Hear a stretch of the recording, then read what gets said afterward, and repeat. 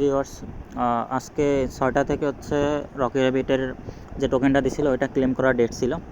তো আমাদের ফার্স্টে হচ্ছে আমরা রকি র্যাবিটের ভিতরে আসবো। ভিতরে আসার পর যদি কারোর ওয়ালেট কানেক্টেড না থাকে তো তারা ওয়ালেট কানেক্ট করে নেব। এখানে ক্লিক করে টোন ওয়ালেট কানেক্ট করতে হবে। সে যে ওয়ালেট ইউজ করুক না কেন, সেটা টোন কিপার হতে পারে বা টেলিগ্রাম ওয়ালেট হতে পারে।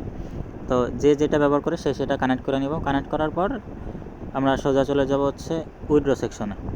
ওয়ালেট যদি কানেক্টেড না থাকে তাহলে উইথড্রটা অ্যাভেলেবেল শো করবে না, ঠিক আছে?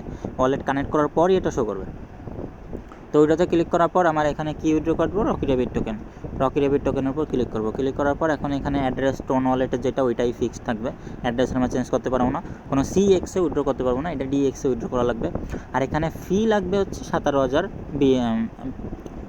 RBTC, মানে উইথড্র ফি হিসাবে হচ্ছে 17,000 এই টোকেনটা কেটে দিচ্ছে।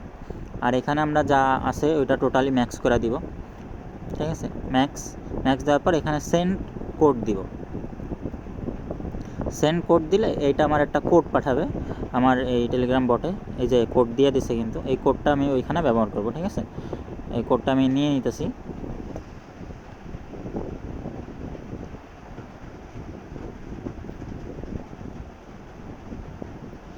এখন কোডটা এখানে দিয়ে দিব, আমি যে কোডটা কপি করে আনছি।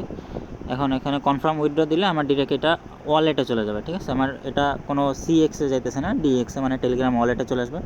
এখন উইথড্র দিয়ে দিছি, এইটুকুই প্রসেস ছিল জাস্ট।